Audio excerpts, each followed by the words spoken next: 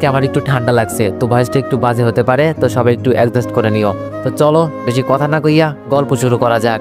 আমি বললাম, আরে ভাইয়া এভাবে দাঁড়িয়ে আছেন কেন, ভিতরে আসুন ভাইয়া। মাসুদ ভাইয়া আমার হাতে একটা মিষ্টির প্যাকেট ধরিয়ে দিল। আমি বললাম, ভাইয়া এগুলোর কি দরকার, আসুন ভিতরে।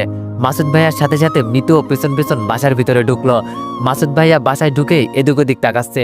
আমি বললাম, ভাইয়া এদিমদের বাসায় কি দেখছেন? উনি হয়তো আমার কথাই কিছুটা অপমান বোধ করলো। আমি বললাম, আপু কোথায় তুই, এই দিকে আয় তাড়াতাড়ি, দেখ কে এসেছে। আপু বলল, ভাই একটু ব্যস্ত আছি, একটু পর আসছি। আপু রুম থেকে এই কথাটা বললেন। মিতু সহ মাসুদ ভাইয়াকে ডাইনিং রুমে আমরা বসতে দিলাম।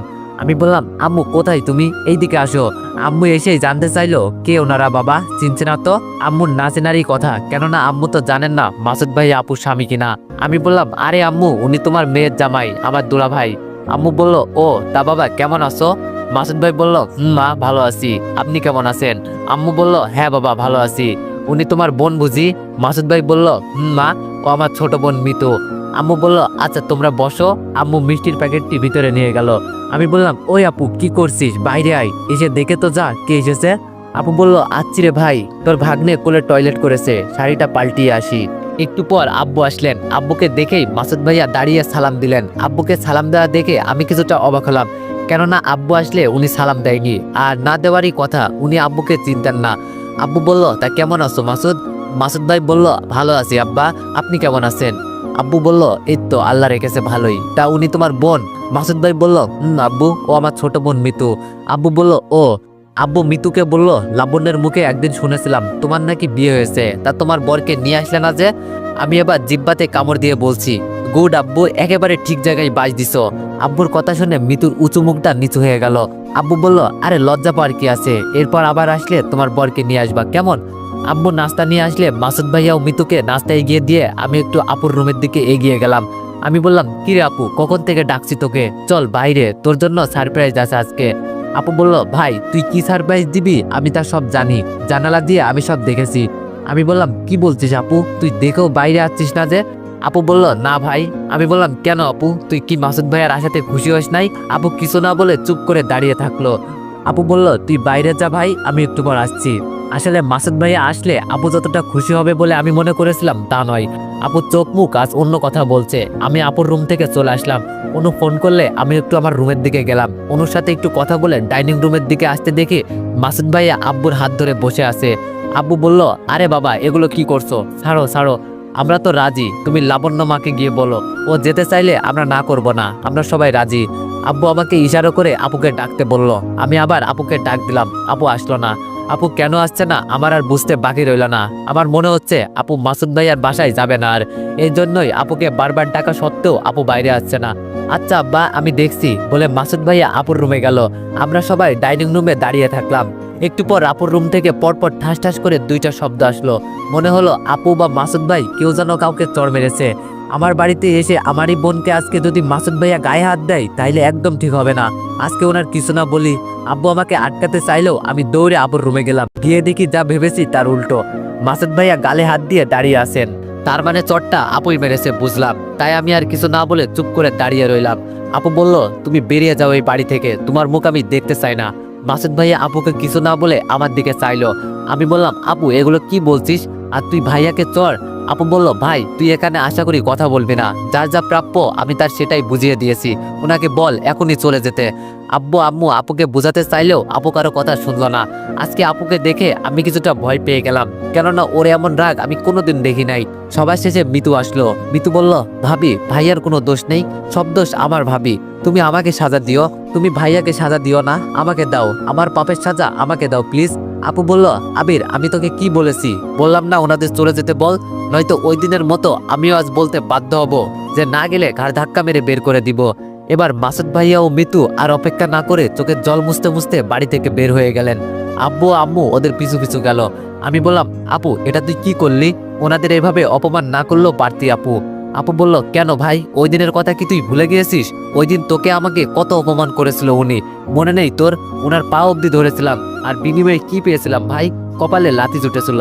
ভুলে গেছিস সব ভাই, তুই ভুলে গেলেও আমি ভুলি নাই রে ভাই। আমি বললাম না আপু, আমিও কিছু ভুলি নাই, তবে ওনারা তো সব পাপে সাজা পেয়েছে, নীতিও তো কম কষ্ট পায়নি। তোর উচিত ছিল ওনাদের বাসায় না গেলেও ওনাকে ভালোভাবে বলা। এরপর কি উনি আর আমাদের বাসায় আসবেন? আমার তো মনে হয় না আপু উনি আর আমাদের বাসায় আসবেন।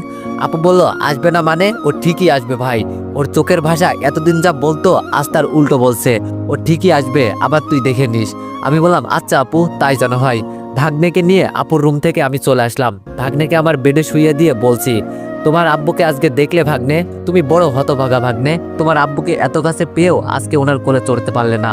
মনে মনে বলছি, আপু যা করেছে বেশ করেছে, আজ মাসুদ ভাইয়া উচিত শিক্ষা পেয়েছে। এই অপমান সহ্য করে উনি যদি আবার আপুকে নিতে আসেন তবেই বুঝবো উনি আপুকে সত্যি অনেক ভালোবাসে। একটু পর আবার অনু আমাকে ফোন করলো। অনু বলল, ওই কি করছো? আমি বললাম, অনু তোমার সাথে রাতে কথা হবে, এখন একটু খারাপ লাগছে।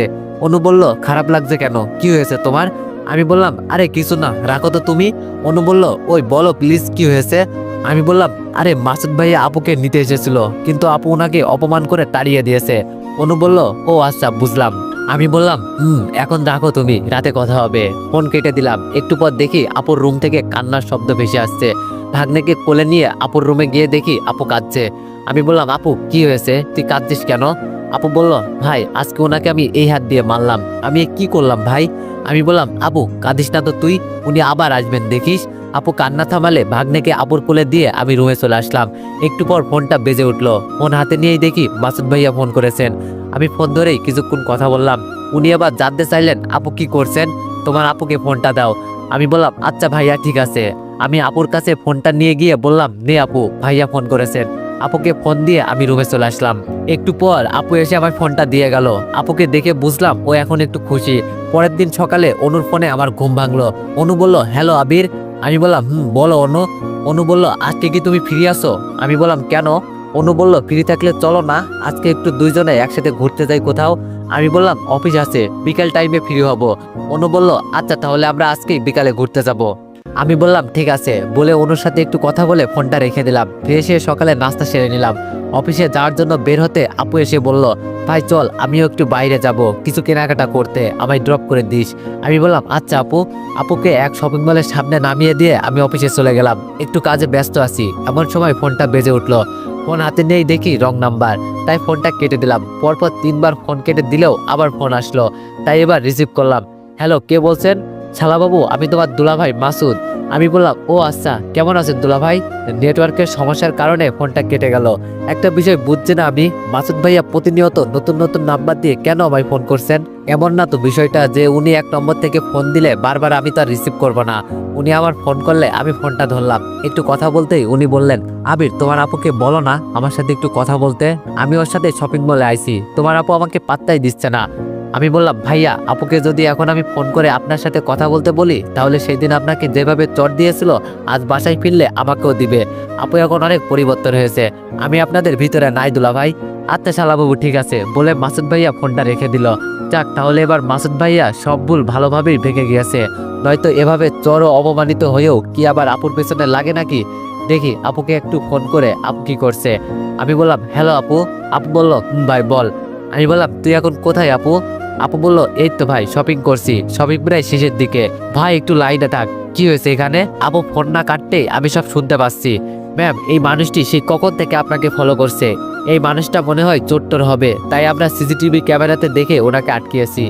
আপু বলল, আসলে আপনারা যা ভাবছেন উনি তা নন, উনি হলেন পুলিশ অফিসার, আমার রিলেটিভ।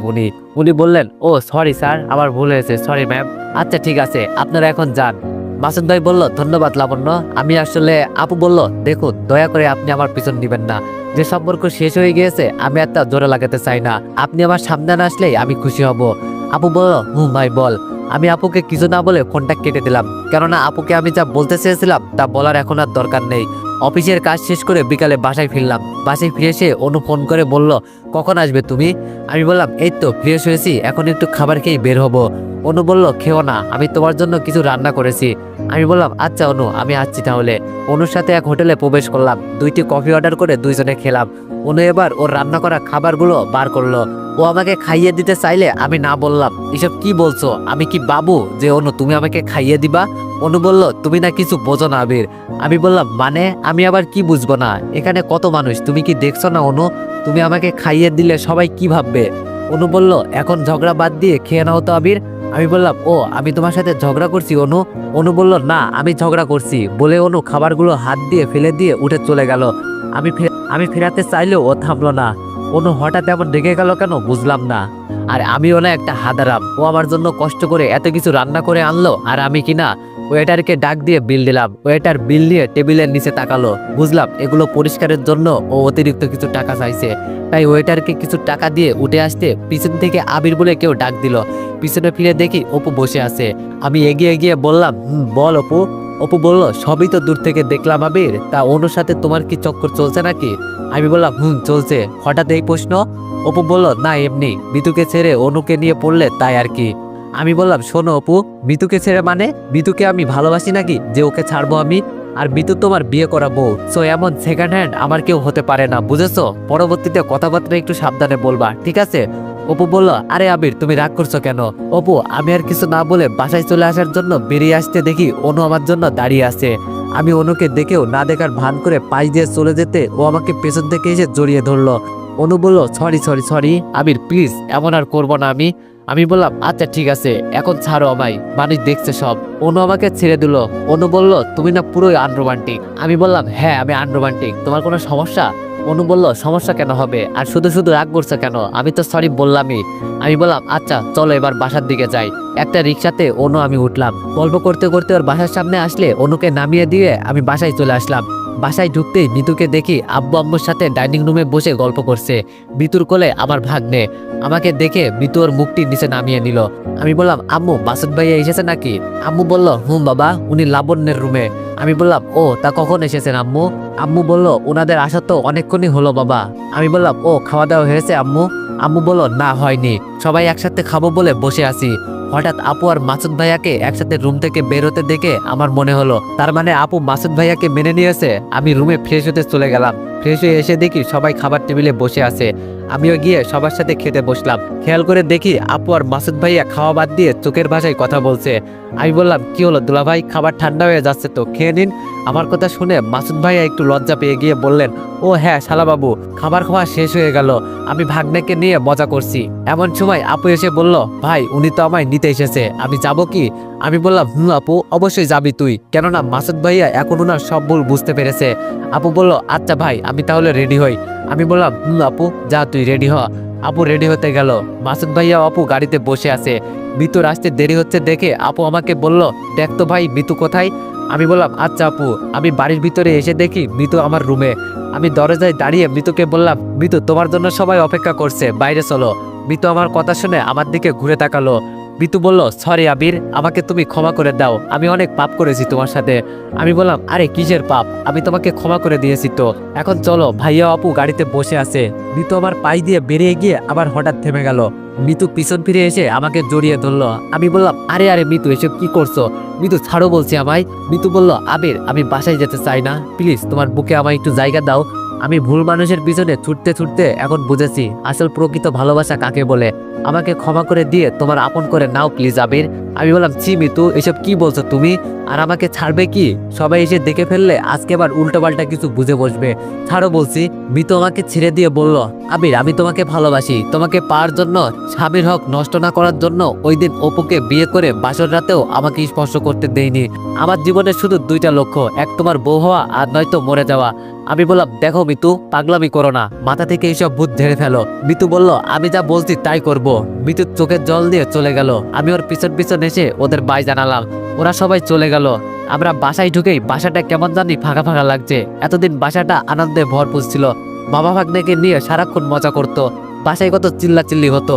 আর আজকে যেন বাসাটি নীরবতায় রূপ নিল। আমি রুমে চলে গেলাম। মিতু আমাকে পাওয়ার জন্য আবার উল্টাপাল্টা কিছু করে বসবে না তো? ও আবার আপুর সংসারে ঝামেলা পাকিয়ে দিবে না তো? তো এভরিওয়ান এইসব কিছু জানতে নেক্সট পার্টের জন্য অপেক্ষা করো। ধন্যবাদ।